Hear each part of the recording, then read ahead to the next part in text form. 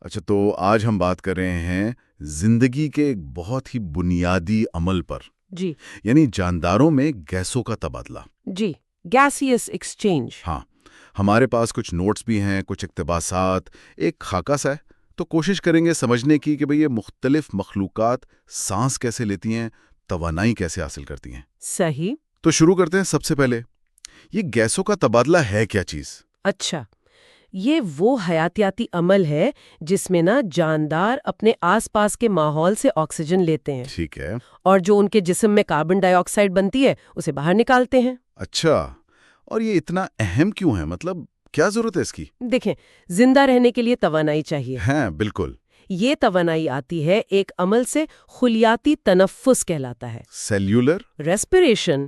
اس میں خلیے جو ہیں وہ خوراک کو توڑتے ہیں توانائی نکالنے کے لیے، او اچھا۔ اور اس کام کے لیے آکسیجن لازمی ہے۔ اچھا، آکسیجن چاہیے ہی چاہیے۔ جی، اور جب یہ عمل ہوتا ہے تو کاربن ڈائی آکسائیڈ بھی بنتی ہے، وہ ایک فضلہ ہے، ویسٹ پروڈکٹ۔ ٹھیک ہے۔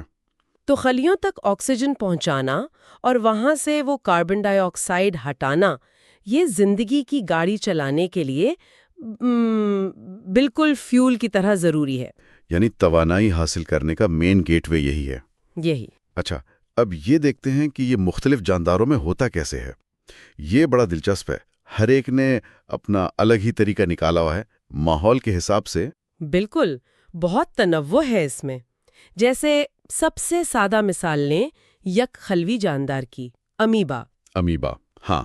اس میں کوئی خاص اعضا نہیں ہوتے سانس کے لیے، وہ سیدھا اپنی بیرونی سطح جو خلیاتی جھلی ہے، سیل میمبرین، اسی سے گیسیں اندر باہر کرتا ہے۔ بس، مطلب براہ راست؟ جی ہاں، انتشار یا ڈیفیوژن کے ذریعے آکسیجن اندر آ جاتی ہے، کاربن ڈائی آکسائیڈ باہر چلی جاتی ہے۔ بہت سادہ، بہت مؤثر، لیکن یہ صرف چھوٹے جانداروں میں کام کرتا ہے۔ ہاں، کیونکہ ڈیفیوژن تو آہستہ ہوتا ہے نا، بڑے جسم کے لیے تو شاید یہ کافی نہ ہو۔ تو شاید اسی لیے کیڑے مکوڑوں نے کچھ اور سسٹم بنایا، ان میں وہ ہوا کی نالیوں کا جال ہوتا ہے۔ جی، ٹریکیل سسٹم کہتے ہیں۔ یہ نالیاں جسم میں پھیلی ہوتی ہیں اور ہوا براہ راست، مطلب سیدھا خلیات تک پہنچا دیتی ہیں۔ واو، کتنا ڈائریکٹ نظام ہے۔ ہاں، یہ ہوا میں رہنے والے چھوٹے جانوروں کے لیے بہت اچھا ہے، لیکن جو پانی میں رہتے ہیں جیسے مچھلیاں، ہاں ان کا معاملہ فرق ہے۔ ہاں، مچھلیاں تو گلپھڑوں سے سانس لیتی ہیں، گلز۔ بالکل، پانی میں گھلی ہوئی آکسیجن ہوا کے مقابلے میں بہت کم ہوتی ہے، تو گلپھڑے وہ اس کم آکسیجن کو بھی بڑے مؤثر طریقے سے خون میں جذب کرنے کے لیے بنے ہیں۔ کیسے؟ مطلب پانی منہ سے اندر جاتا ہے؟ جی، پانی منہ سے اندر گلپھڑوں سے گزرتا ہے اور وہیں گیسوں کا تبادلہ ہو جاتا ہے خون کے ساتھ۔ اچھا، اور مینڈک، اس کا تو بڑا دلچسپ لکھا ہے نوٹس میں۔ ہاں، وہ تو دو طرح سے سانس لیتا ہے، پانی میں جلد سے بھی جی ہاں۔ اور خشکی پر پھیپھڑوں سے۔ یہ کیسے؟ بالکل، مینڈک جیسے جاندار جل تھلیے کہلاتے ہیں، ایمفیبینز۔ وہ اپنی زندگی کا کچھ حصہ پانی میں گزارتے ہیں، کچھ خشکی پر۔ صحیح۔ تو ان میں یہ دوہرا نظام ہوتا ہے، پانی میں ہوں تو جلد سے گیسوں کا تبادلہ کر لیتے ہیں، اور جب خشکی پر ہوں تو پھیپھڑے استعمال کرتے ہیں۔ یہ انہیں دونوں ماحول میں رہنے کے قابل بناتا ہے۔ کمال ہے، یہ تو ارتقاء کی زبردست مثال ہے۔ اچھا، اور ہم انسان اور دوسرے ممالیہ جانور، ہمارا تو پورا ایک سسٹم ہے۔ جی ہاں، ہمارا تو بہت پیچیدہ اور مکمل تنفسی نظام ہے، ریسپیریٹری سسٹم۔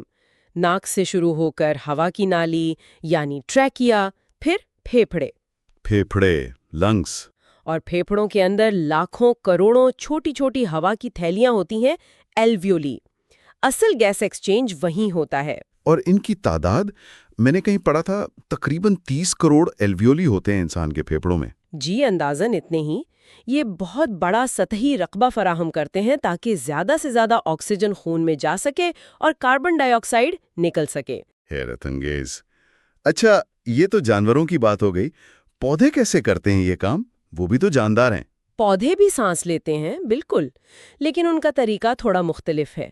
ان کے پتوں پر اور کچھ تنوں پر بھی ننھے ننھے سوراخ ہوتے ہیں۔ اچھا؟ انہیں سٹومیٹا کہتے ہیں۔ وہ ان سوراخوں کے ذریعے گیسیں اندر باہر کرتے ہیں۔ تو وہ بھی آکسیجن لیتے ہیں؟ ہاں، لیکن اس میں ایک دلچسپ بات ہے۔ دن میں جب روشنی ہوتی ہے اور وہ اپنی خوراک بنا رہے ہوتے ہیں، یعنی ضیاء تالیف، फोटोसिंथेसिस। फोटोसिंथेसिस, हाँ। तो उस वक्त वो माहौल से कार्बन डाई ऑक्साइड ज्यादा लेते हैं और ऑक्सीजन खारिज करते हैं। अच्छा। उल्टा हिसाब। लेकिन रात को या जब रोशनी नहीं होती तो वो भी हमारी तरह खुलियाती तनफ्फुस करते हैं, यानी ऑक्सीजन लेते हैं और कार्बन डाइऑक्साइड खारिज करते हैं। तो मतलब दिन में फोटोसिंथेसिस गालिब रहता है और रात को रेस्पिरेशन। वाह। तो खुलासा ये हुआ कि भाई गैसों का तबादला तो हर जानदार के लिए ज़रूरी है, अमीबा से लेकर इंसान तक और पौधों तक भी। जी, जिंदगी के लिए नागुज़ीर है। और हर एक का तरीका अपने माहौल और जिस्म के मुताबिक मुनफरिद है। बड़ा ज़बरदस्त सिस्टम है। लेकिन मकसद एक ही है। बिल्कुल। मकसद एक ही है, तवानाई के लिए ऑक्सीजन हासिल करना और फुजला यानी कार्बन डाइऑक्साइड को बाहर निकालना।